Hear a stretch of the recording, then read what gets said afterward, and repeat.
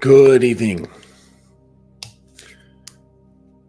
This is the Dominance Academy, and I'm your host, Mr. Justin.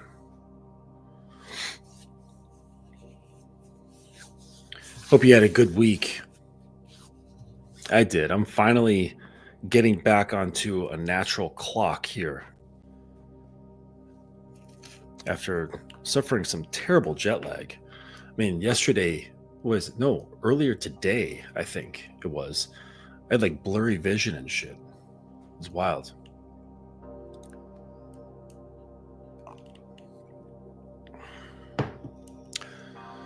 So yeah, I figured I'm working on a number of things.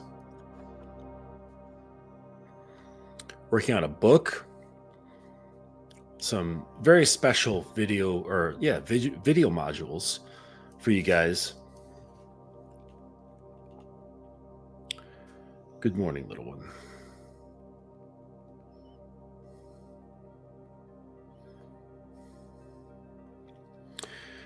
Yes, so working on some video modules, working on a book, and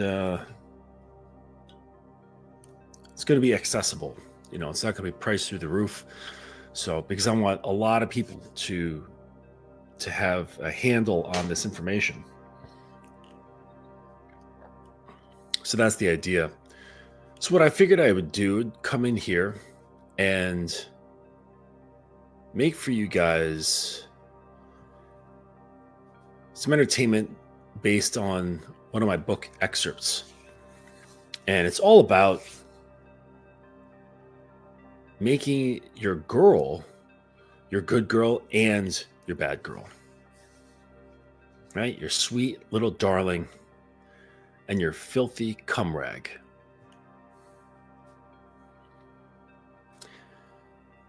And you see, because I think I mentioned this last night, that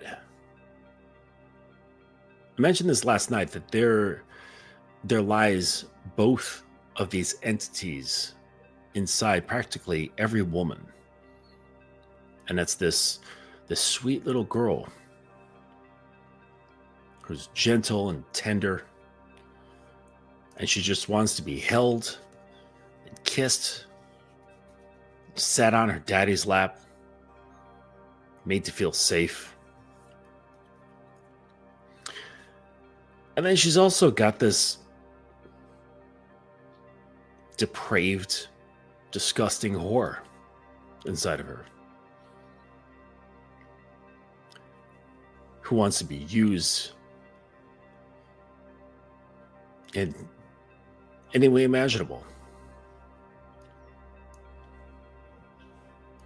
And so I think, I'll just go into reading the excerpt here. I think many men instinctively grasp this fundamental truth, yet they often shy away from confronting it, that every woman harbors these two distinct characters or desires or archetypes inside her.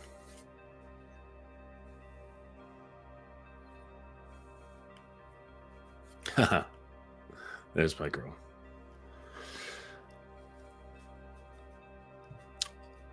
So yeah, there's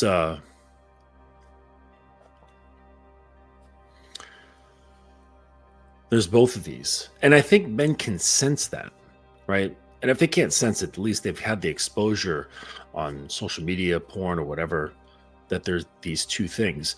But the thing is that they don't realize that it exists inside one person at the same time.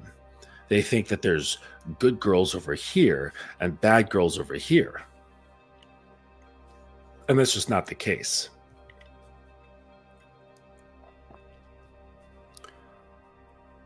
The thing is that society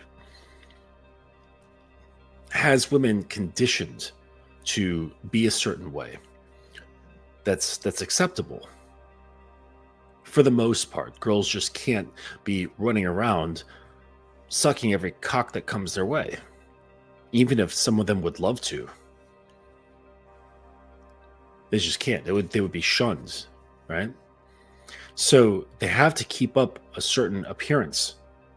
They have to, yeah, be presentable so that they're treated a certain way, because they know that not only do they not want to be just treated like sex objects all the time, but they would like to have just general respect.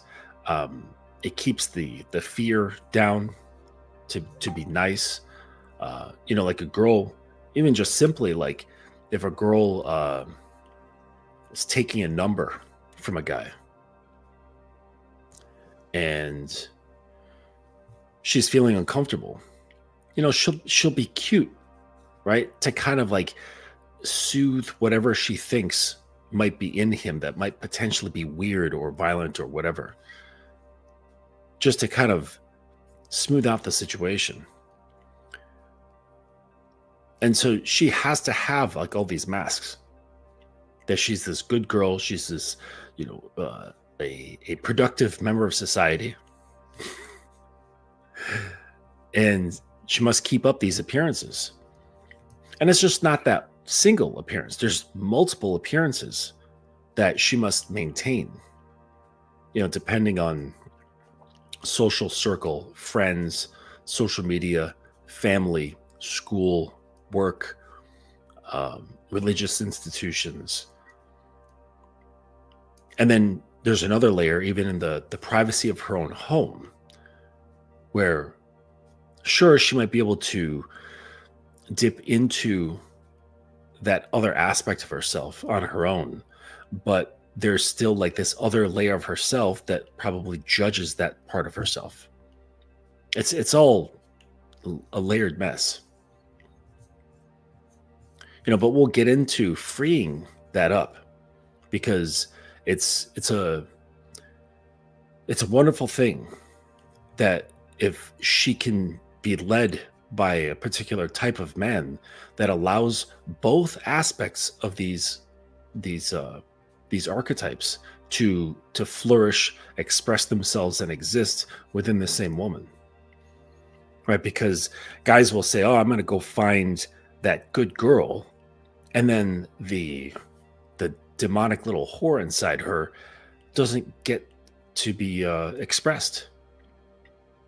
That side of her doesn't ever get to come out, and repression leads to all sorts of stresses inside. And same for the so-called bad girl. He'll go after her, but inside her is that little girl who is seeking safety, guidance, wanting to be cherished, to be held tightly, kissed slowly, spoken to softly.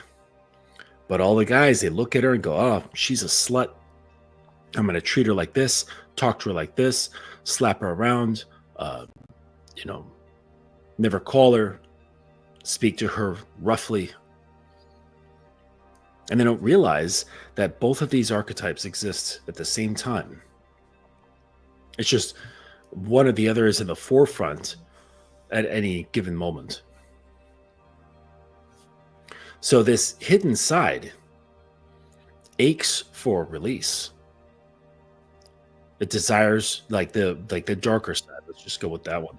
It desires to be used, to be taken intensely without restraint. She wants to be your slut, your fuck puppet, your cock sleeve, but only if you've inspired her to unlock this part of her.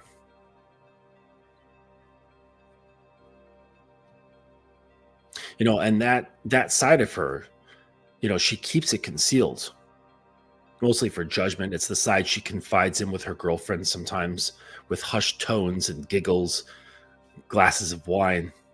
It's the side she acknowledges only in her private fantasies. And then there's even parts that she doesn't expose to her friends. Especially, what's up, high profile? Especially if things are more and more taboo. Especially if things are more and more taboo, she won't reveal these things to her friends. One second.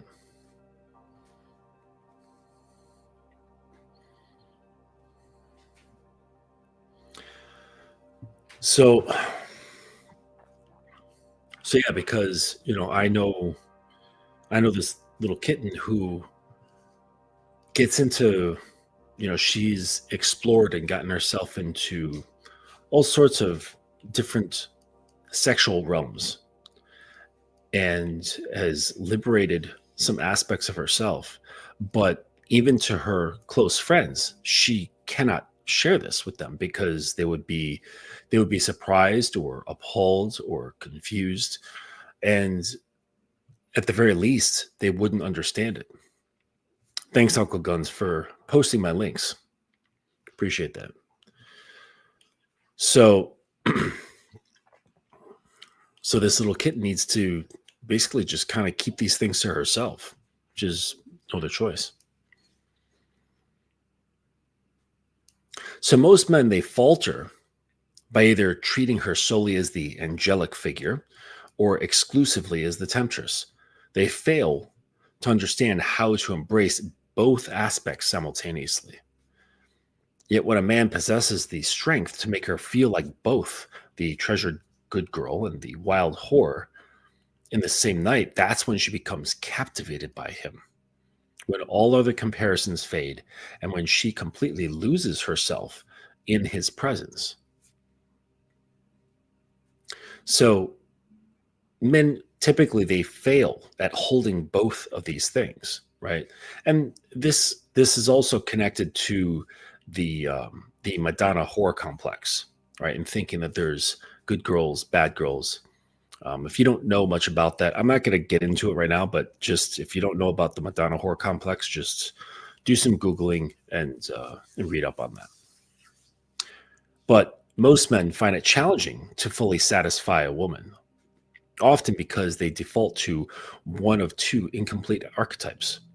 Neither extreme truly fulfills a woman's intricate desires, leaving a gap that many men are either unwilling or unable or unknowing and how to bridge that.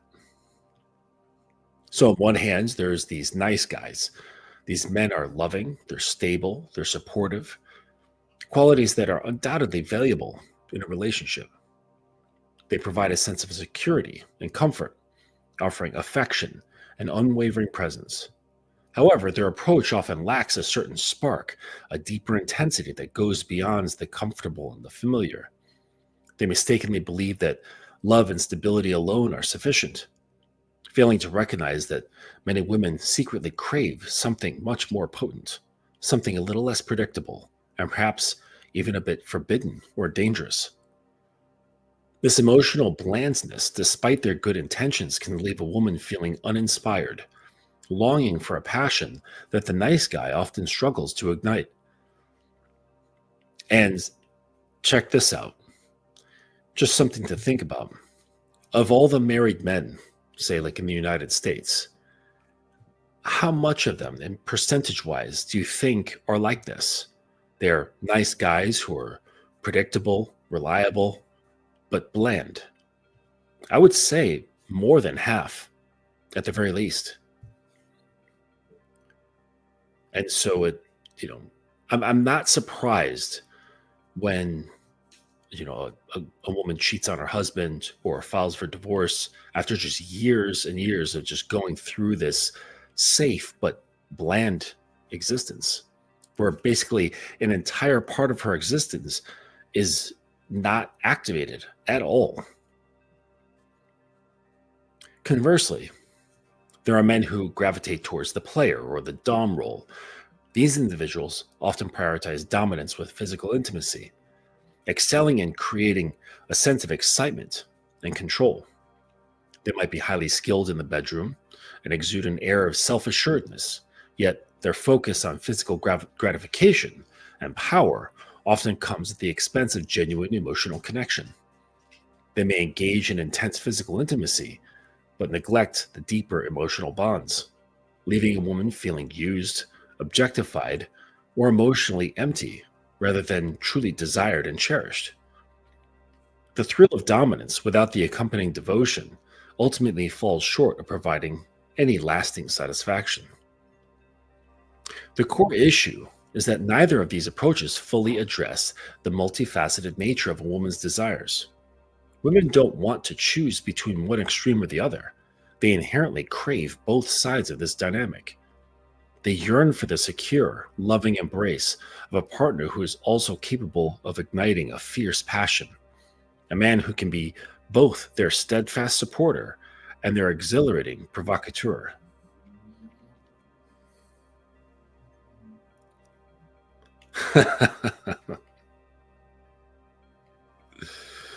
Oh, where's the little devil guy? Yes. Well, the little one, she was chosen because she made it easy. That's what it was. Okay, sorry, lost my track here. So they don't want to choose between these extremes. They yearn for the secure, loving embrace of a partner who's also capable of igniting a fierce passion, a man who can be both their steadfast supporter and their exhilarating provocateur. This duality, the ability to be both devoted and dominant, tender and intense, is what truly captivates and fulfills a woman. Yet for many men, offering this intricate balance proves to be a significant challenge.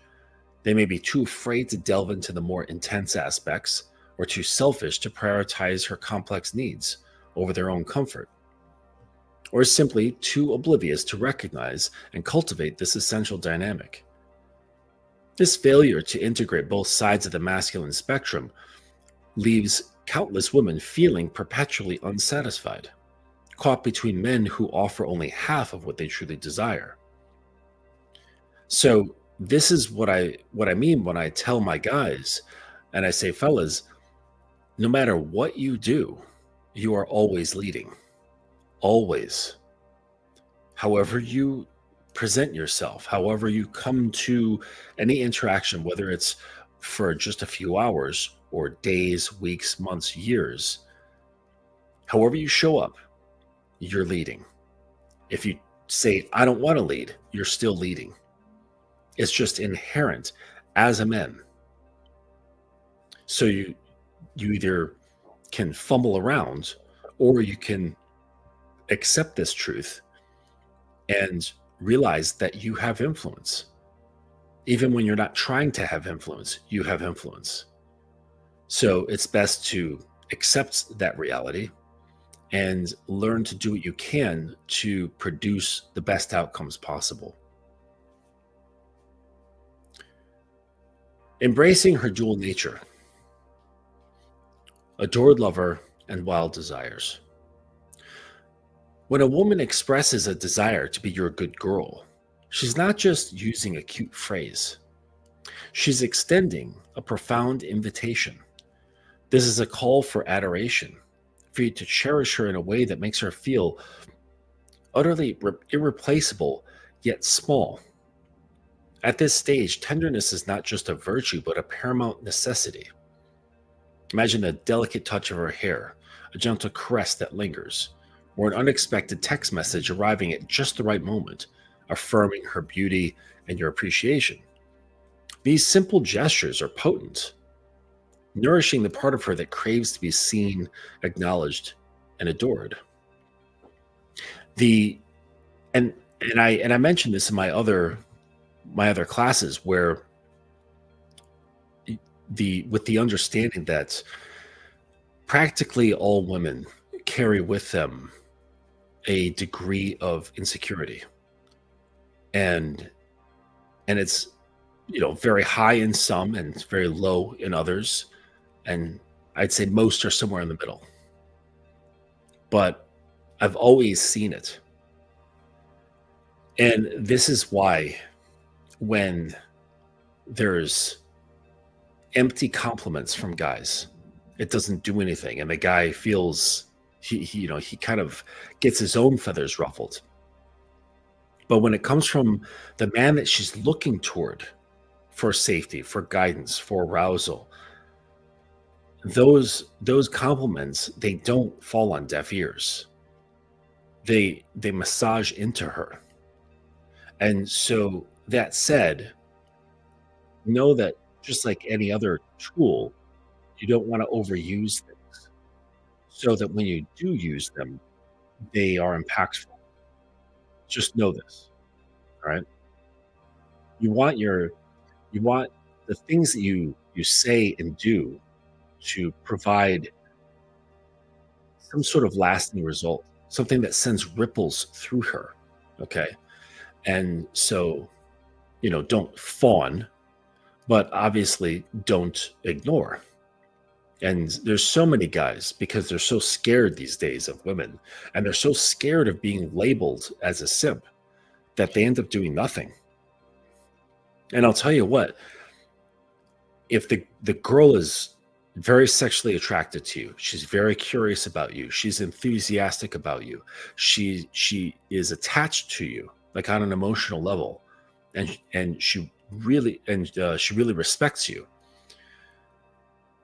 giving her compliments is not simping. I mean, especially if you're not attached to women in that way to turn you into a simp. But the act itself isn't simping because really what you're doing is you are making marks on the canvas, right? She is the canvas.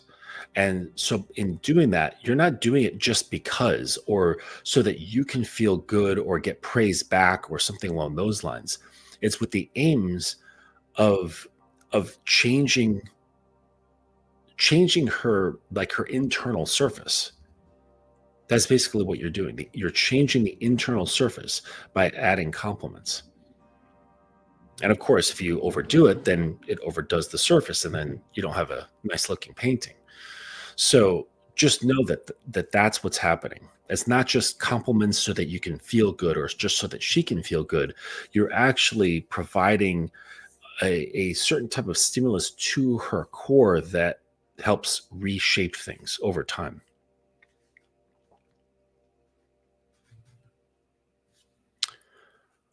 All right. So consider the heroines of classic romance novels. They're often rescued, cherished, and treated with almost regal deference. This is the essence of what she's yearning for. Okay. Certainly in these novels, they over dramatize these things, but really it's to be made safe. She desires a man who understands and protects her inherent softness, who values her femininity, and who makes her feel safe enough to fully embrace this tender aspect of herself. Because, like I said, there's these judgments, there's these dangers. It's very difficult for a girl to defend herself, and I don't mean physically, okay, emotionally and psychologically. Once she allows herself to become vulnerable, it's very difficult. And so, this is why girls who are say like out in the world a lot, like for their career or they have to travel a lot or whatever, this exposure to the world, it creates this habitual pattern of learning to protect oneself from the various inputs from the environment and the people in it. It's psychological barriers, and so that's something that gets used to. So a lot of times there's this yearning for that when she is with the man that she feels she can trust and is vulnerable towards, she can let all of this drop away, and it's a massive relief. It like in my mind, it reminds me of like if you've ever been caught in a storm and your everything is soaked like down to your socks, and you take that off once you get inside, and it's just this massive relief because it's just pounds of added weight.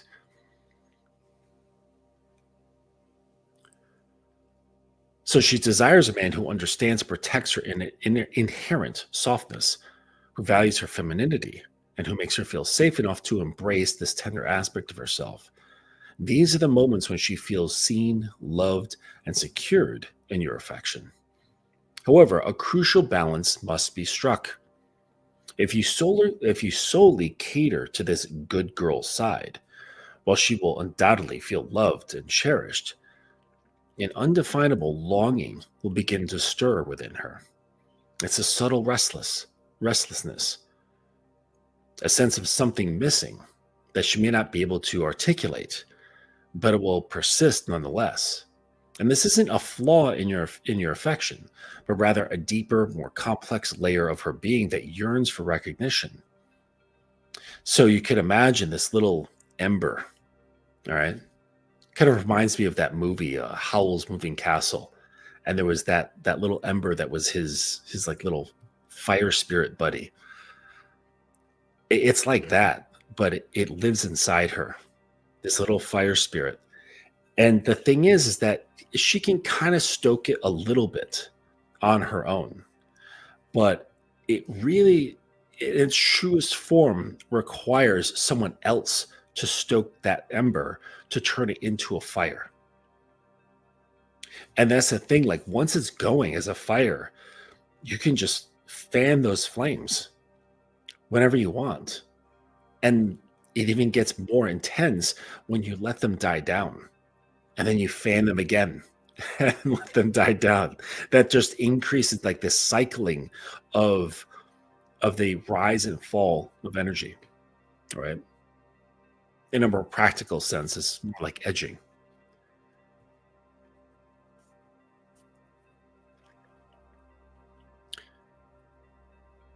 So let's dive a little bit deeper. Beyond the surface, she presents to the world. Beneath her nicely polished exterior, this sweetness she readily offers, and the carefully constructed image she maintains.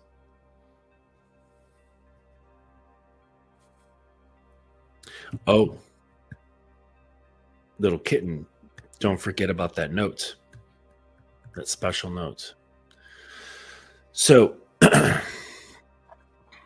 so let's dive in a little bit deeper, right? Beneath her polished exterior, the sweetness she readily offers and the carefully constructed image she maintains, whether as a good wife or a respectable girlfriend, lies a raw, primal, and ravenous creature. And this is not a flaw of hers. It's an inherent part of her nature. A force of untamed desire that few ever witness. This part of her craves domination. It yearns to be pinned down, to be told she's dirty in a way that ignites the most forbidden fantasies. She desires to be pushed to the edge, her clothes to be torn, to moan, scream, and beg until her voice is hoarse, losing herself completely in the intensity of the moment. This is the untamed, uninhibited aspect of her sexuality that most men never encounter. The primary reason for this side remains hidden is fear of judgment. She doesn't want to be perceived as too much or too wild or unsuitable for a committed relationship. These societal pressures and self-imposed inhibitions often keep her deepest desires locked away.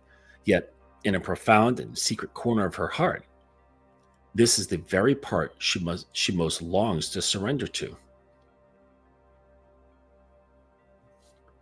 When her whispers become pleas for harder, when her nails dig into your back with an urgency she can barely control, when she gasps forbidden words in the unbridled heat of the moment, these are not just expressions of pleasure, they are profound pleas, an unspoken invitation for you to unleash this primal aspect of her. She's begging you to acknowledge, embrace, and reciprocate this intense, untamed desire. And that's what I'm saying. Like, she wants you to bring it out of her. And the reason being, and I've mentioned this in other shows, that one cannot bring oneself to losing control. Because at some point of losing control, you actually have to let go. So at the point of you letting go, how are you pushing yourself to losing control any further than that moment? So if one is to truly let go, their will needs to be handed over to someone else or something else, right? This is what, heavy drugs do to you, just for example, or a man who knows how to drive her. If you can embrace this darkness without shaming her or judging her, if you can create a safe and sacred space where her deepest, dirtiest desires are not only welcomed but celebrated, she will be yours completely. In such a sanctuary where she feels truly seen and accepted in all her complexities, she will never want to leave. She will be addicted to you. This is where true intimacy blossoms, a connection forged in the acceptance of her entire being, both the tender and the wild. But here's the true artistry in the dance of desire. Any man can offer a woman gentle, tender love, a soft touch that soothes her soul and makes her feel utterly cherished. And conversely, any man can take her with a rough, primal passion, a force that ignites her wildest desires and leaves her breathless. These are two distinct facets of masculine expression, often viewed as separate and rarely intertwined. However rare, truly unforgettable men, however, the rare, truly unforgettable man is the one who can master both in the very same night, in the same moments. He is the one who can seamlessly transition between these contrasting energies, delivering them with the same intensity, the same unwavering commitment, and the same exquisite touch, and sometimes mashing them together to where you can't tell which is which. This ability to embody both the protector and the predator, or the destroyer, as I mentioned last night, the adoring lover and the commanding master, is what truly sets him apart. That's the man she will never, ever forget, because he carves a space in her memory that no other can fill, because he fulfills every desire, every secret longing, every whispered fantasy she harbors. Consider this captivating scenario, a demonstration of this profound duality. You begin the evening by treating her like a veritable princess. Every detail is orchestrated to make her feel admired, adored, and utterly pampered. You hang on her every word, anticipate her needs, and effortlessly make her laugh with genuine delight. The atmosphere you create is one of pure adoration and joy. You bring her home, and the gentle courtship continues. Your kisses are slow, deliberate, full of tender affection, a promise of deep connection. You undress her with exquisite slowness, each garment removed, a testament to your reverence for her body. She feels profoundly loved, completely safe, and utterly cherished in your presence. Her guard melts away, replaced by a trusting vulnerability. Then, as her body begins to relax completely into your devotion, as her mind settles into a blissful state of being adored, you execute a powerful shift. Without warning, yet with an undeniable certainty, you pin her wrist gently but firmly above her head. The sudden change, the unexpected constraint, sends a thrill through her.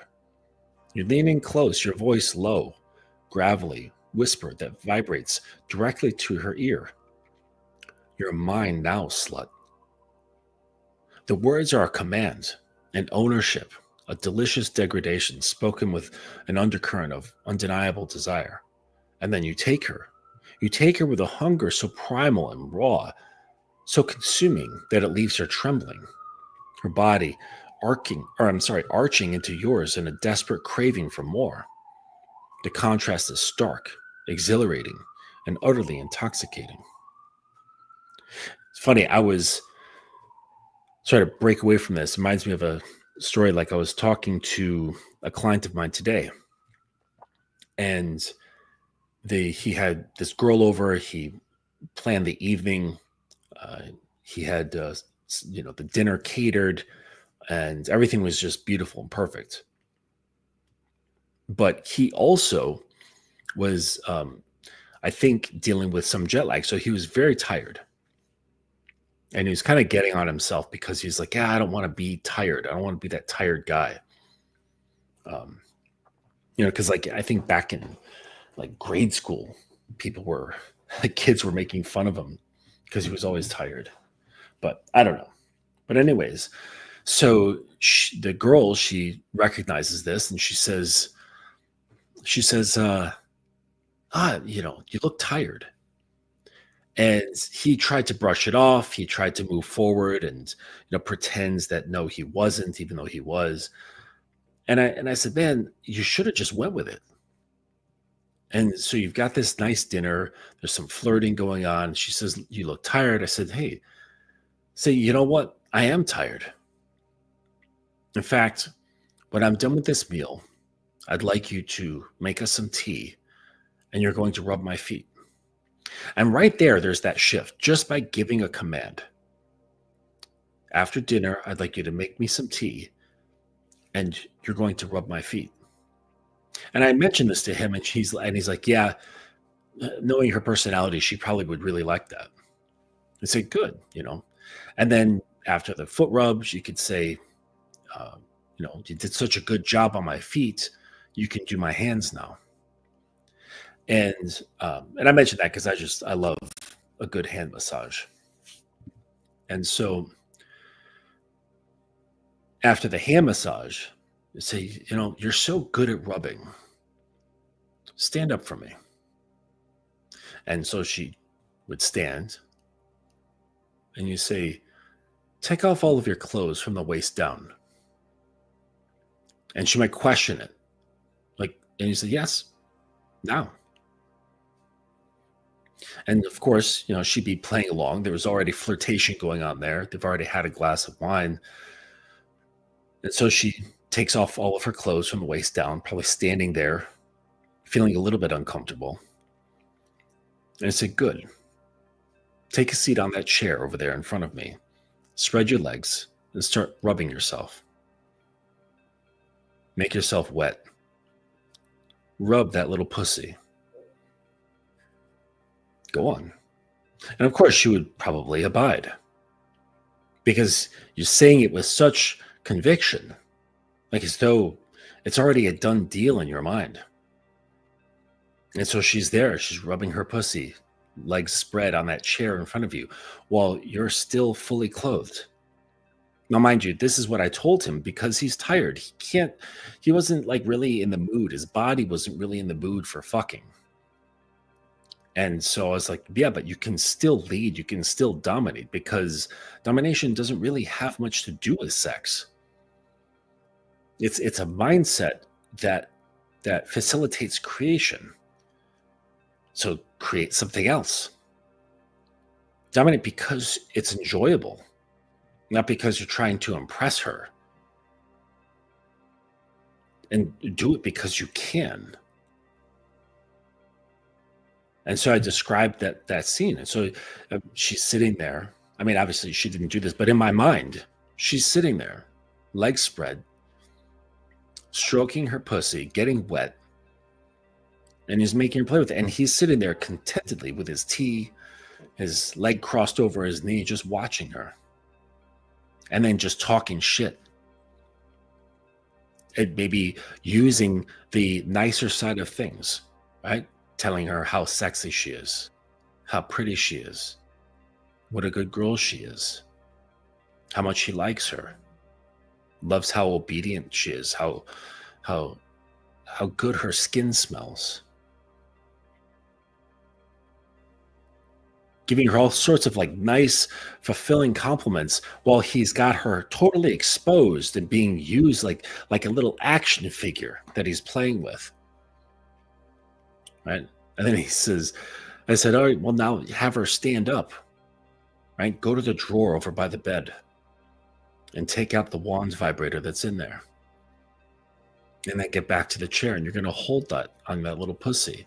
Whatever you do, though, don't come. You're not allowed to come. Not until I tell you.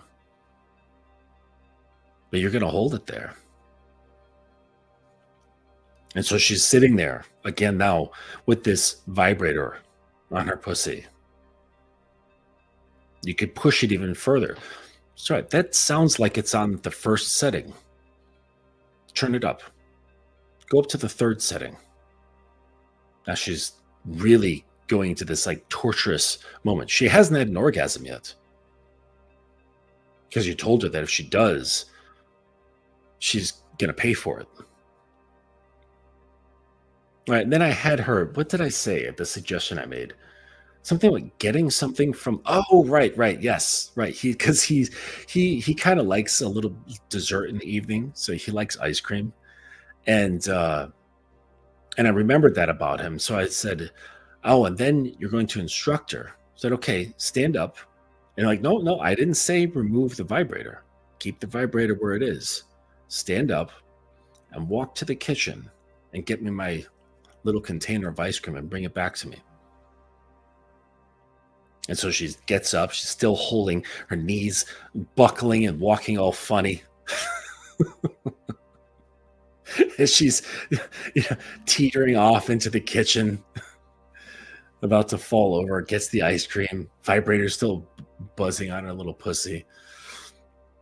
Comes back with the ice cream all shaking and stuff. Look up at her. What's wrong, kitten? You look distressed. Do you need to lie down? Here, come lie down on the couch next to me. Right?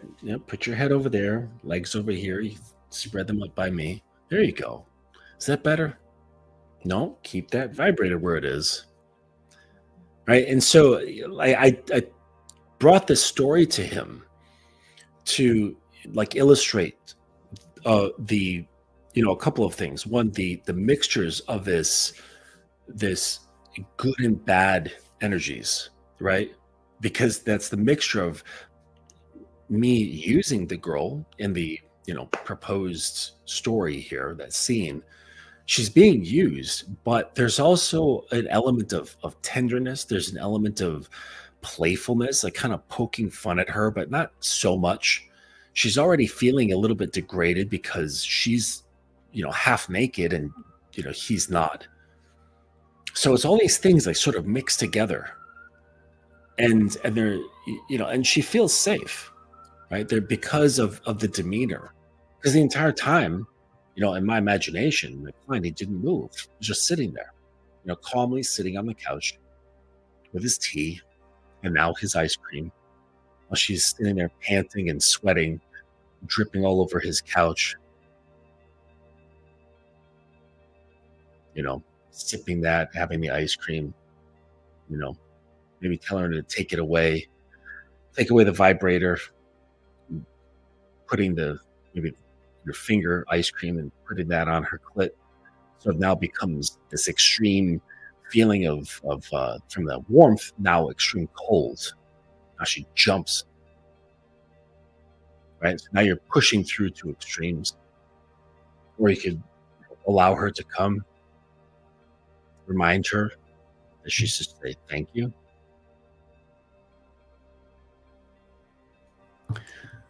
But the point is that he also needed to understand that he didn't have to get his dick involved in order to have a good time.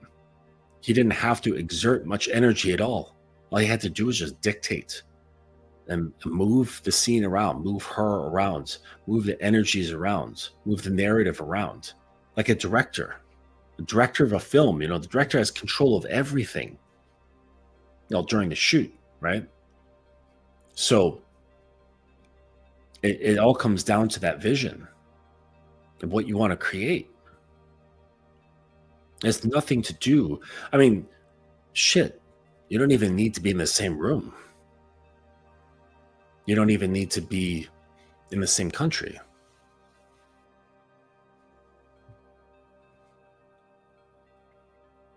All right, influence can extend.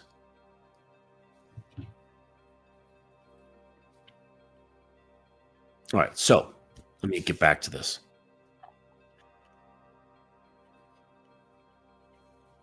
Where was I? And you're my slut. Then you take her, primal, blah, blah, blah. The contrast is stark, exhilarating, and utterly intoxicating, right? So he had the nice evening, made the nice dinner and all this stuff, da, da, da, da, right? And then, it comes to sexy time and he turns into this fucking werewolf, okay? One moment, she's your good girl, the woman you cherish and protect, the recipient of your most tender affections. And the next, with a seamless flick of your will, she transforms into your filthy whore, the vessel for your deepest, most unbridled desires. And through it all, the dizzying extremes of love and lust, she knows with absolute certainty that she is safe in your arms. This unwavering sense of security, even in the midst of exhilarating danger, is what makes the experience so profound and so liberating for her. Now, just quickly understands that that sense of safety, or that she feels safe in your arms regardless of what you're doing, that doesn't come from what you're doing, right? So that doesn't come from her feeling cherished and her like not dying or getting injured when you unleash the beast. Okay. It comes from before all of these things in like a deeper subcontext of just your presence. Your type of presence inspires in her a general sense of safety. And then you can go into, being very, very nice and caring and go into the dangerous werewolf territory.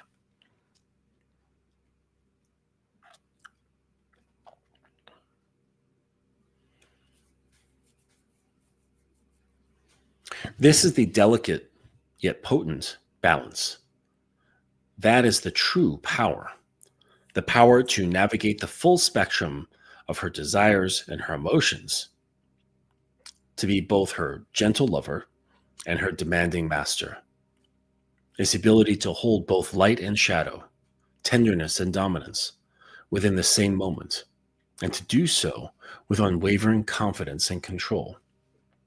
And most men, sadly, are simply too afraid to embrace it. They fear the intensity, the perceived contradiction, or the judgment.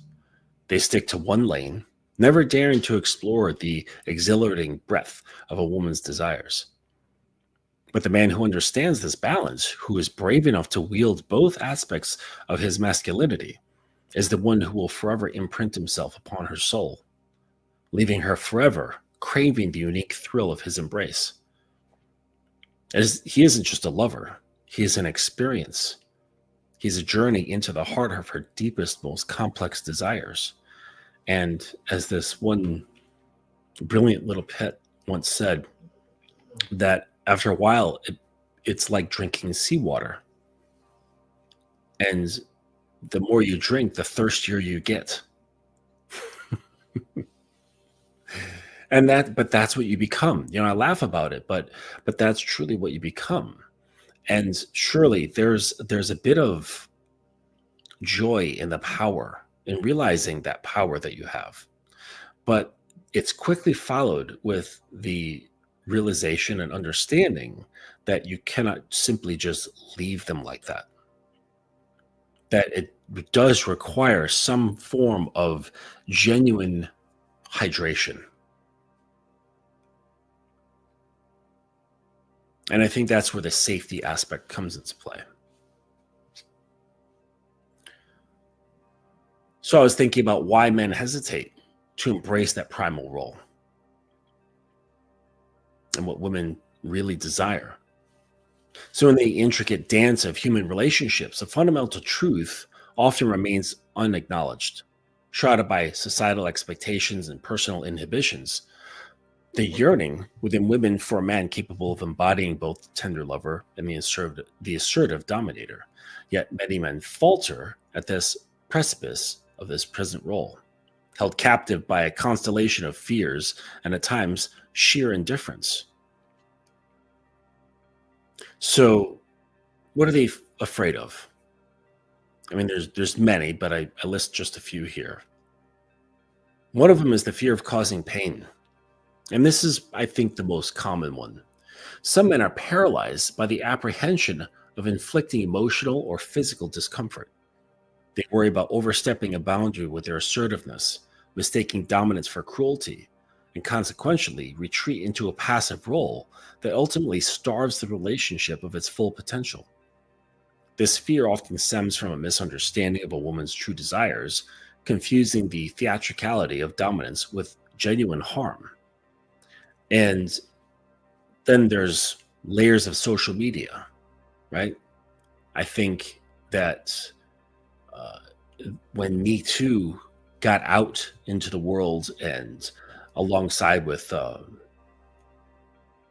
guys being labeled as creeps and so on, I think that, coupled with an already present fear of girls, via rejection, that basically they just stepped back and they're like, I'm not doing anything unless I have a signed consent. Like, I know guys who literally have contracts. They have contracts with details for the girl to sign. And like, before there's any sort of sexual encounter, they have cameras in every room of their home in case, like, after the fact, for whatever reason, she says, oh, he mistreated me. He now has paperwork to back it up, video evidence to back it up. I mean, it's like, wow. All that fear, all that preparedness just for a piece of pussy. So another fear, beyond the fear of harm, is the fear of judgment. Another powerful deterrent is the fear of social or personal judgment. Men question if their inherent desires or those they perceive in their partners will be seen as abnormal, perverse, or unwanted. This self-doubt can lead to the suppression of primal instincts, both their own and their partners', stifling the authenticity and passion that could otherwise flourish. They worry about being labeled as crude or insensitive or weird, thus sacrificing genuine intimacy for perceived propriety.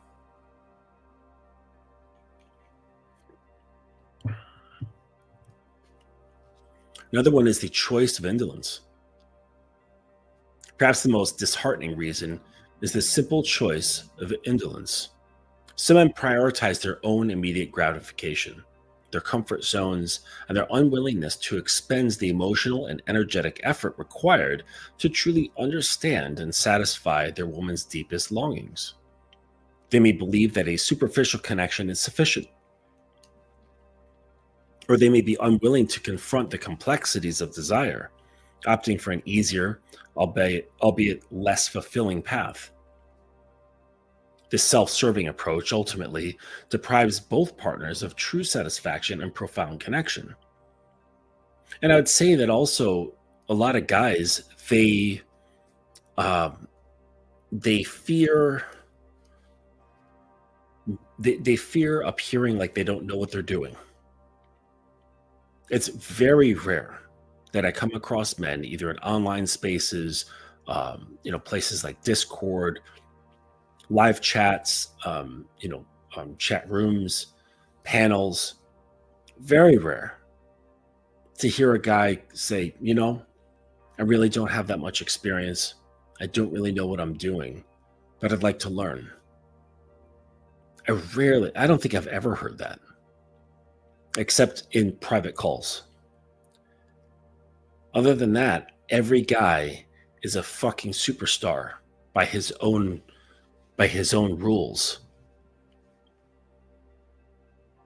by his own standards. Every guy is a superstar. Yet, I think the majority of women don't have orgasms during sex. You know how many girls get themselves off after sex? Like after she's left the guy's place or after he's left her place? So many. And because girls carry around their own fears as well. They're like, I can't tell him that he's just awful, that my clit is not on my knee. that the G spot is not, in the back of my throat. Well, for some, the G spot's in the back of their throat. But you know what I'm saying.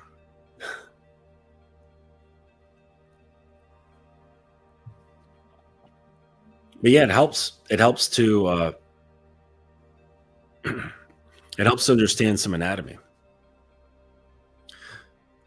So there's an undeniable duality of desire.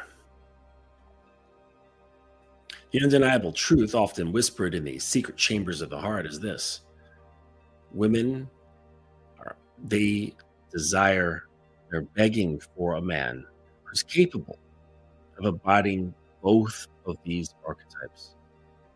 They seek a partner who possesses the strength and the confidence to lead, to take charge, and to dominate, but always be tempered with a level of respect and unwavering affection. This man is a paradox of power and tenderness. He is dominance without cruelty. He asserts his will, yet never resorts to harshness or belittling. His dominance is an act of love, a guiding force that reassures and excites, rather than a weapon of control. And don't get this confused that the actual words are degrading or belittling. Words themselves are not belittling. It's your tone, it's your intent that's behind it, your motivation. That's what changes things. You see, because I could call my girl a filthy cocksleeve, a worthless cocksleeve, just good for nothing but a set of holes. And this will fill her heart with so much love, you probably wouldn't be able to understand it. But it but it's because it's not the words. It's because the intent behind it, right? Remember, I was talking about that mixing, okay? It's the intent and the motivation behind this is what makes the difference. Now, if I had true disgust in my heart, I truly did not care. Of course I mean it when I say a worthless cocksleeve, right? I'm not joking. I'm not being sarcastic. Like, I do mean it, but it's the emotion behind it. I don't have disgust, right? I don't have disgust for my girl. It's different, right? But imagine if I did, that would completely change those words. They would have a completely different color, and it would become more of an emotional weapon, whereas mine is not. There's a difference between your words being a spanking and a blade that cuts. So the other side of it is having cherishment without weakness. He adores and protects, but his affection is not born of being timid. He is strong enough to stand his ground, to challenge when necessary, and be an unwavering pillar of support. And I sort of mentioned this before last night when I said this cherishment. It's very similar to what a father has for his daughter. But it's a little bit different because this girl is not your blood. It's not actually your daughter, but it's something similar. It's like a facsimile of a facsimile. Now, there was this artist I saw once who took a photograph, like this old photograph. It was a black and white, and then did a photocopy of it, and then did a photocopy of that photocopy, and then did a photocopy of that photocopy, and again and again and again. And he had this huge display room, right? It was just this very large gallery, and plastered, like in sequence, going around the room, was the degradation of that image. And you could see copy after copy, it slowly got further and further and further away from the original photograph. By the time you saw the last photocopy, it was like next to, because it went around the room. So the beginning was right next to the end. The last photocopy looked absolutely nothing like the original photo. It was really cool to see that transition. Okay. So I bring that up because it reminds me of that facsimile, of that copy of the original, which is the actual relationship from father to daughter. And maybe this has something to do with the whole marriage thing. Because if you look at like the old traditional mindsets and structure of marriage was that, a father had a daughter, he was under, or she was under his care and protection until she got married. And he just made sure that she was taken care of, she was healthy, she would remain beautiful, she wouldn't have calluses on her hands and her feet, like that sort of stuff. Just all that old school, old world sort of stuff. We just have like this treasure that you're waiting to pass off to another man. And when you do, when she marries, you're passing off your daughter, like an object, but a living object to be taken care of. And the other guy's like, hey, I like your daughter. How much? I don't know. Did they buy them back then? I don't know. But I'm thinking of like many hundreds of years ago. Maybe there's trade, but however it went down, the daughter was transferred to another man's care, and with the aims of creating a family.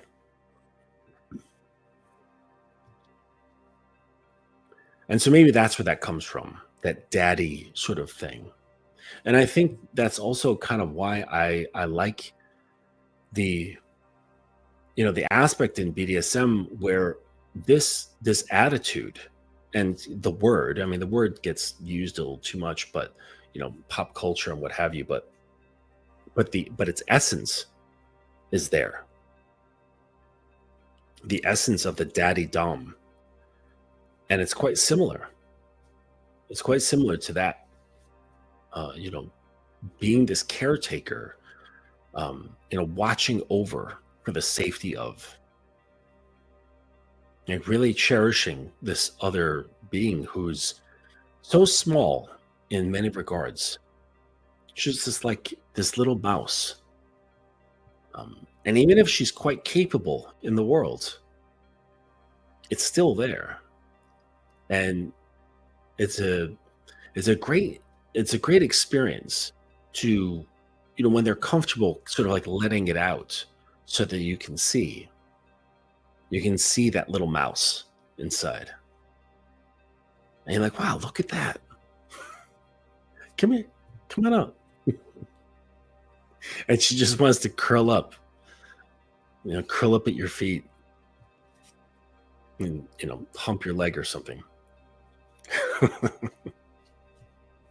All right, another aspect here of this dream guy, right, is passion without guilt. Embraces the raw, untamed aspects of desire without shame or reservation. He allows himself and his woman to explore the full spectrum of their sexuality, free from inhibitions. I was talking to another client this evening about that sort of thing, about having conviction. Because it was the same guy with the chair, the girl, the story about her playing with her pussy in the chair. I said that what allows you to do this, what allows you to express yourself in that way, because me personally, I would have no problem with that. No problem at all. Being able to just express what I want to see and what I want to do or what I want her to do. And it's because there's, first of all, no doubt. And there's also 100% conviction in myself and my desires. There's no shame, there's no guilt, there's no reservation. That sort of shit, guilt, fear, reservation, it's all poisons. That's all toxins to your sexual self. It keeps a leash around your neck, and not in the good way. Because remember, I said men are always leading. If you are able to have that conviction, you are convicted, then she will pick up on this. It'll be this instinctual urge, this magnetism. Now, it might not be able to come out quite as easily and readily, but she's willing to kind of come out, that little mouse, right? Or that little whore. She can start edging out of her little hole and coming out and out into the light, because you're already standing out there with complete confidence. And this is what gives her the encouragement to do the same, to feel safe to do the same. Because like, oh well, if he's doing, I guess I could do it. I could try to be free.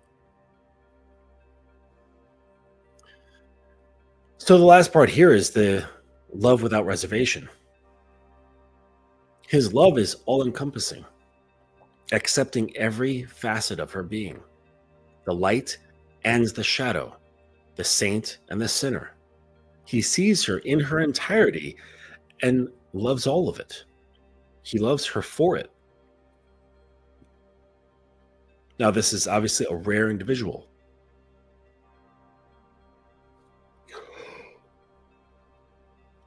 Oh, good. I'm actually getting tired at around 11. So this rare individual is one who captures both her heart and her body and her soul, forging a bond that transcends the superficial and delves into the profound.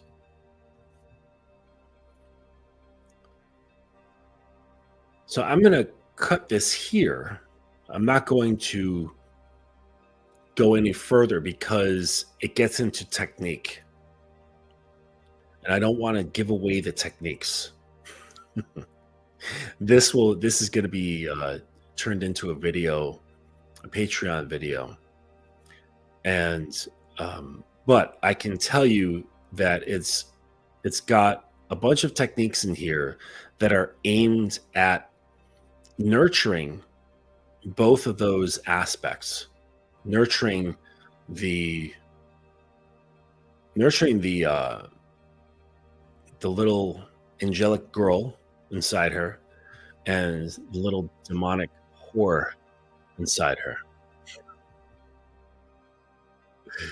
Yes. So I'm going to just flash back here through the comments. Back here through the comments.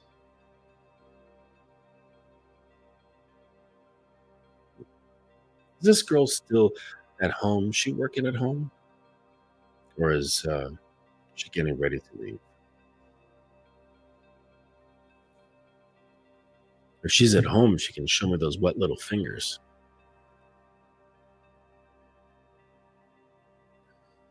Yes. Hey, boxing. What's up, buddy? When you say massage into her, you mean embed in her mind and emotions? Yes. Yes. The word massage, because it's nothing done with force, right? You're not trying to exert your will into it, right? Massaging it, right? Bringing her bit by bit into these states. You're not trying to quickly drop in. Yep, embedding. Specialized knowledge. Yeah, but you know what? The funny thing is that everything that you really need to know, you already carry with you as a man. That's why like being a man is great. Because you literally walk around with all of your answers inside you. That shit, that shit is awesome. Sorry, let me get back to these comments. But yeah, this is hey, oh wait, no, I'm sorry. I saw yellow and I thought this was a friend of mine. He always has bright yellow thing, Dylan. But yes, Alberto, thank you. High profile. Appreciate you too. Yeah, a lot of this, like I said, it's residing inside you. It's nothing that you have to like go out and learn. Okay. Um, One of the biggest things about you know kind of creating this transition is to stop the anxious push pull within you, and by that I mean resisting aspects of yourself, embracing things. Like, I know you guys have a destroyer, you have a predator, and I don't mean like a sexual predator in that way, in the criminal way, but a predator. Like, when I hear predator, I think of the fucking alien with the fishnet outfit and the fucking claw in his hand and the guided laser on his shoulder and fucking dreadlocks and a face that looks like a pussy with claws. Whoever thought of that? Those designers, like the designer for that, he was like, you know what? We should make this alien's face look like a fucking wet cunt with teeth. It's like, what the hell? And they're like, you know what? That's a great idea. Let's roll with it. Yeah. Jean-Claude Van Damme was actually the first proposed actor for that role. Before they got whoever they did for the first Predator. It was supposed to be Van Damme. And I'm glad that they didn't work with him because, Van Damme's actually, he's very short. They make him look very big, but in the movies, but he's a little guy. Little dude. Yes. Oh, sweetheart, we're not talking about actual okay, yes, I see what you're saying. Yes. Massaging this girl's mind. I was like, I haven't given you a massage yet. I'm like, oh wait, I've been massaging your brain for months.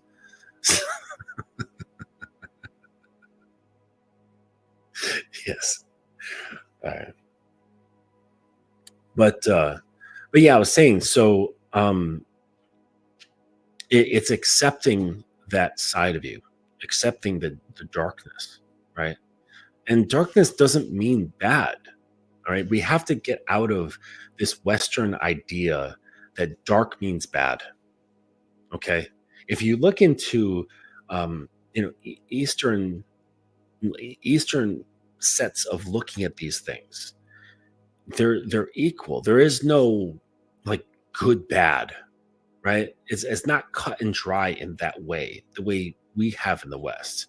You look at the old Westerns, it's like the bad guy was always wearing black, right? The good guy, he was wearing some kind of colors or white. And it's like, it's really not like that. Okay.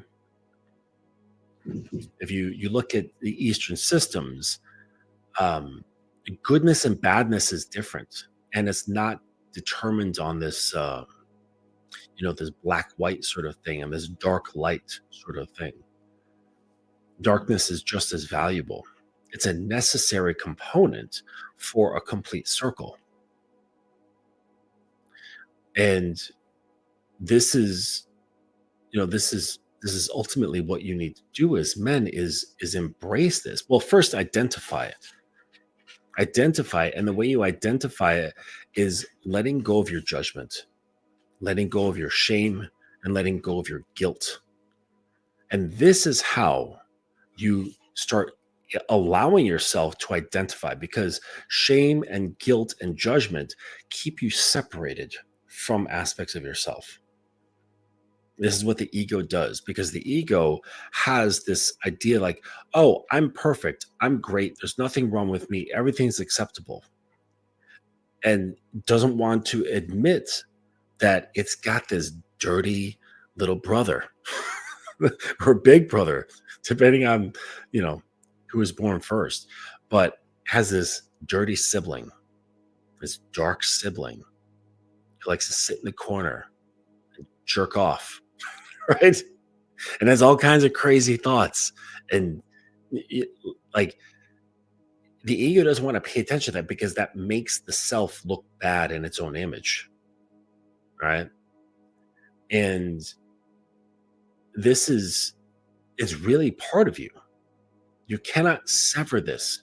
You can spend a lifetime suppressing it, and this ultimately keeps you separated from an integral aspect of yourself.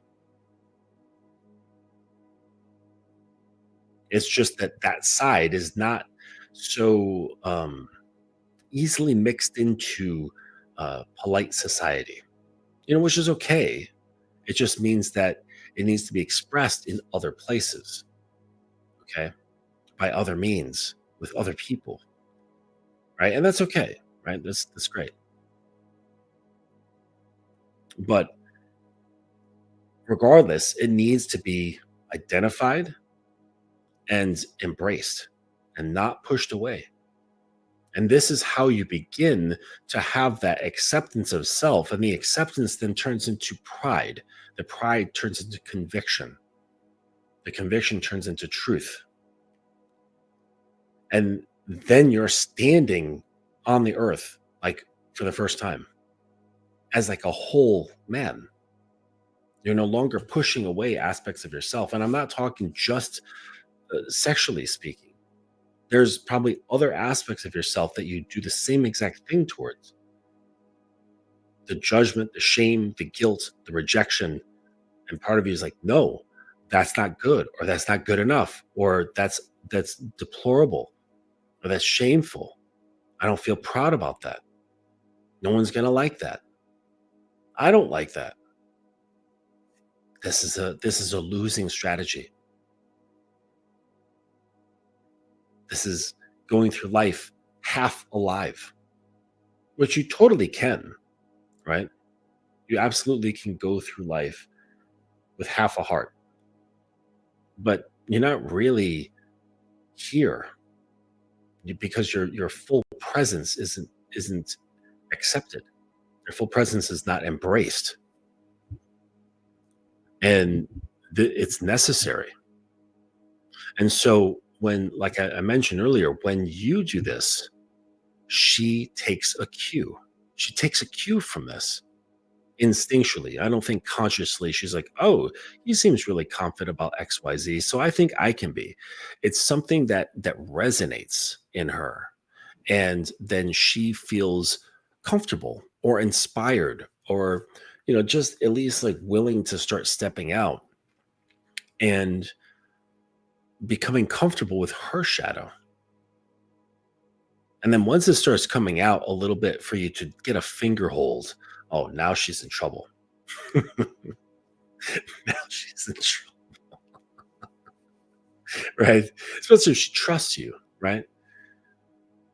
That part of her shadow starts coming out. Like, oh, I almost got a finger. I got it. Oh, baby, you're in so much trouble now. And we just slowly just start pulling and pulling. You're like taffy, like pulling taffy, just string after string, just start pulling it out, pulling it out, pulling it out. And she can't resist because at this point it feels good. It's exciting. But it's also uncomfortable. It's unfamiliar, but it's exhilarating. And oh my gosh, who am I? How do I feel this way? How am I thinking this way? Who is this man? And I don't feel in danger, but I like I do, but I don't, because he's here. And you start pulling all of this out, pulling it out, and she's becoming freer and freer and freer.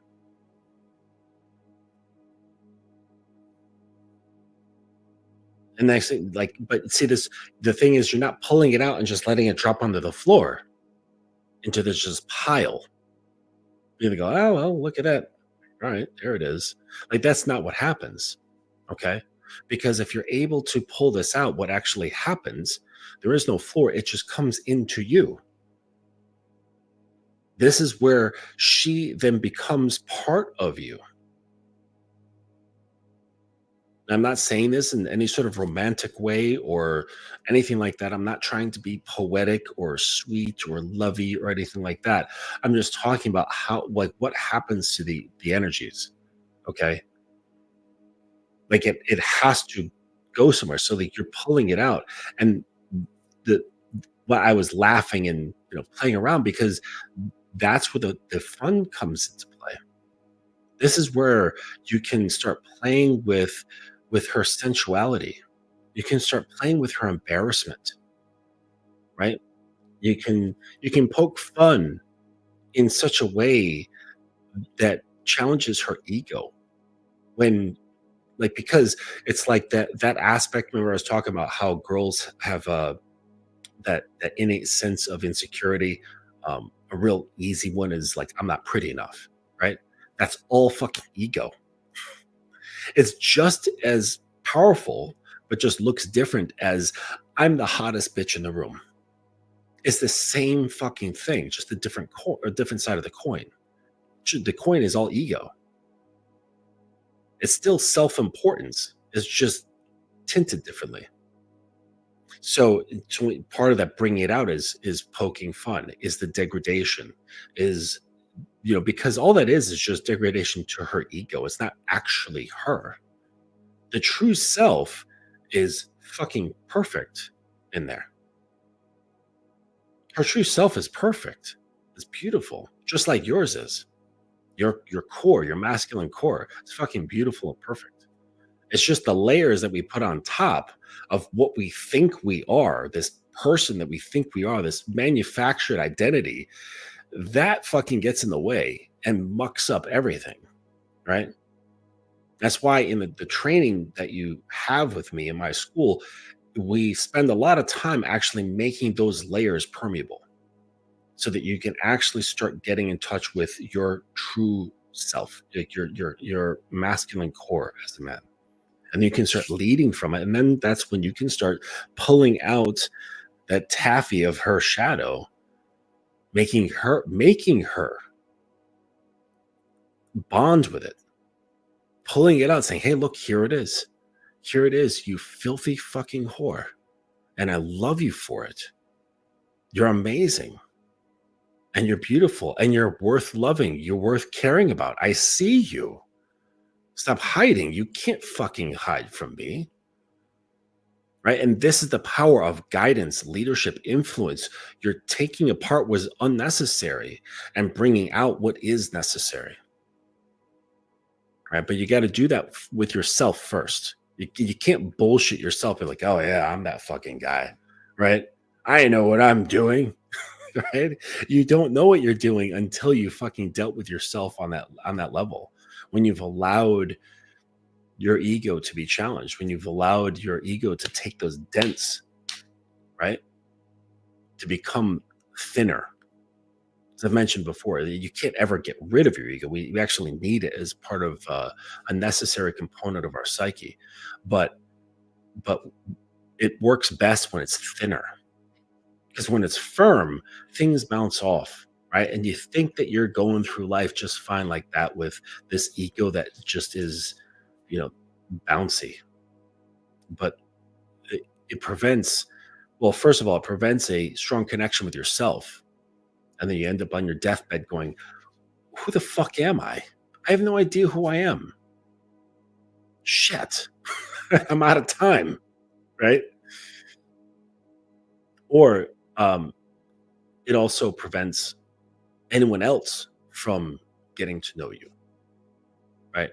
Having like a deep, profound connection. It's all that what I think I am getting in the way. Of course, this is hard to do on a large scale. This is why you tend to it on yourself, and then you can extend this into the woman who trusts you to do this. And it's much easier for the woman to trust you to do this if she can get the sense of like, he has gone to the darkness and he seems comfortable. He seems all right with himself. And she will feel this. Her instinct will feel this and pick up on this and be like, dang, I can rest with him, right? And that fucking 8,000 RPM hamster wheel is going in her head just to slow down, right? It doesn't have that smoke pouring RPMs on there, just whizzing about, right? I went through this phase where I just couldn't stop watching those hamster videos. Where they're like running at hyper speed, their legs are moving so fast you can't even see them, and then they get tripped up. But by then the wheel is already going very fast, and they get stuck on it in centrifugal force, and they're just spinning round and around and around. I don't know. I went through this phase of like a week where I couldn't get enough of those videos. I was laughing my ass off. But that's kind of what's going on in there. And you can slow this down. Don't worry, fellas, you'll never, ever be able to make it stop. Right. I just don't think it's within the realm of capacity for a woman's mind to stop. Right. I don't think it's there. I mean, unless maybe she's had like extensive training in like, I don't know, a Buddhist monastery or something.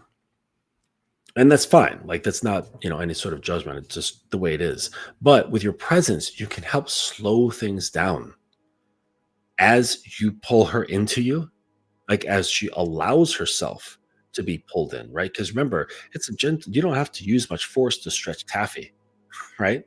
Very easily, especially if it's warm. It's like that. No force is really necessary. You're just kind of bringing her in, bringing her in. Okay. She starts following your rhythm. That's what happens here. She starts mimicking your rhythm, your flow, your heartbeat. Okay. Like I said, it's never going to turn off, but it slows down. This is influence. And it's better to influence just one person, right?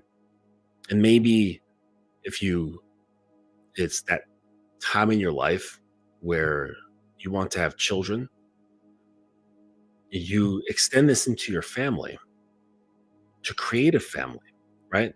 And now you've got people who are cultivating this kind of energy, right? This is a strong family. So understand, like, I'm not against guys getting married. I'm not against guys having children. I actually think it's very good, and I think we need it. But it's going to be so much better if you stop following this this um,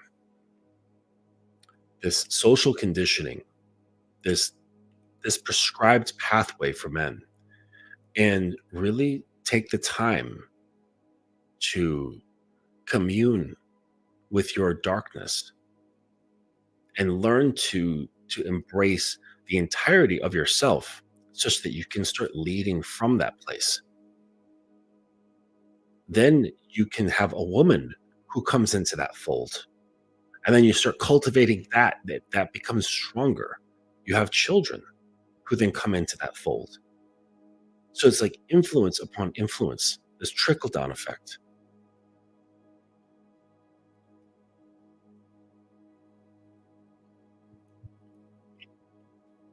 Of course, that's ideal. But, for you young guys who, you're out there, you haven't really, you don't have kids, you haven't gotten married, like you're not done it, but you want to, okay?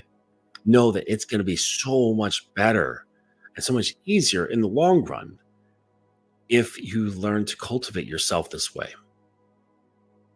where you have real influence over the people that are under you.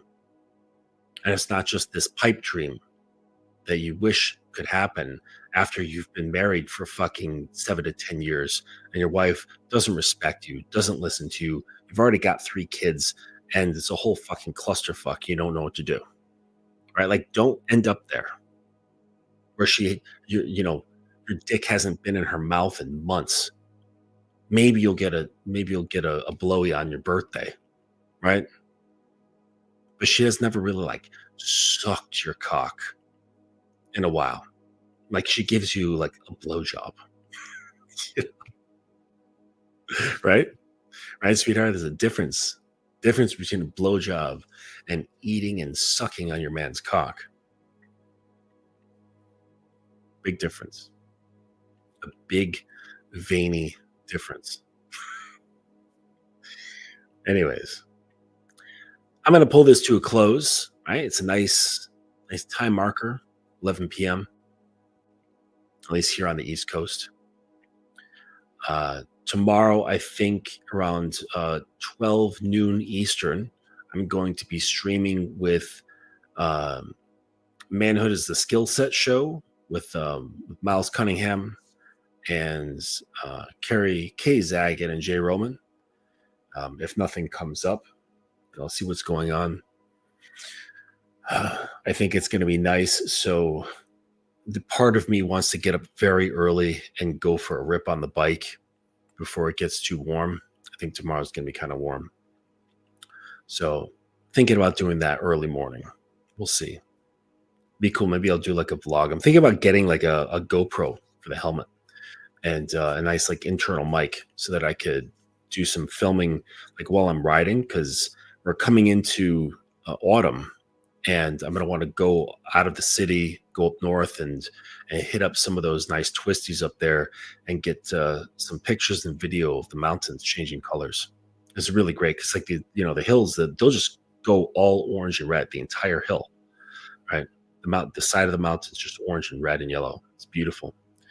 And I can't wait for that smell.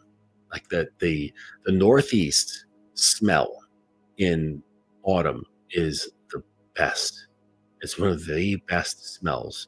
And of course, like every now and then, here and there, someone who's got like a wood burning stove or a fireplace in their home, they'll be burning some logs and you go outside and you can smell the burning wood. It's like the fucking best. It's so good. Those smells, right?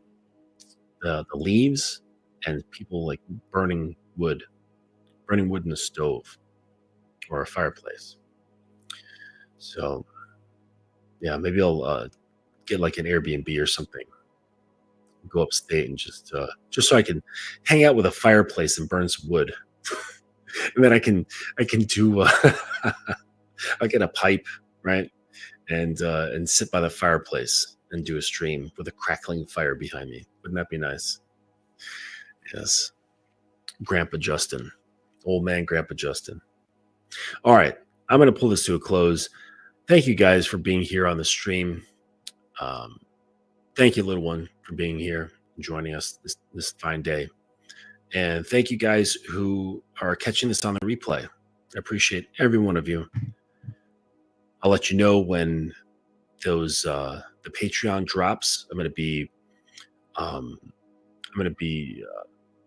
just compiling. I'm editing video now. It's a pain in the ass. But once all that's compiled, I'll put out a message out there. Oh yeah, by the way, something happens with my Instagram account. It's not dead. You can still go to it, but I've just been locked out. Fucking Meta, the worst customer service ever created for such a large company. Anyways, but whatever. Just keep a lookout. I'll probably announce it on YouTube and put the links out, and then you guys can have short bite-sized videos that are going to be very, very helpful. Very similar to this stuff. It's going to be diving into these deeper concepts with actionable skills, right? That you can utilize and put into practice. So imagine just like a course, but it's been chopped up into these little bite-sized chunks that you can either purchase them all, or you can just purchase a couple that are interesting to you. So there's a lot of flexibility there. So, oh, that's all right, Stephen. All right. Yes. Thank you, little one. All right. So yeah, Stephen. Yeah, no worries, man. But yeah, catch it on the replay. And I'll be also jamming with the fellas tomorrow, I believe. All right, everybody. Have a good night. Peace out from New York.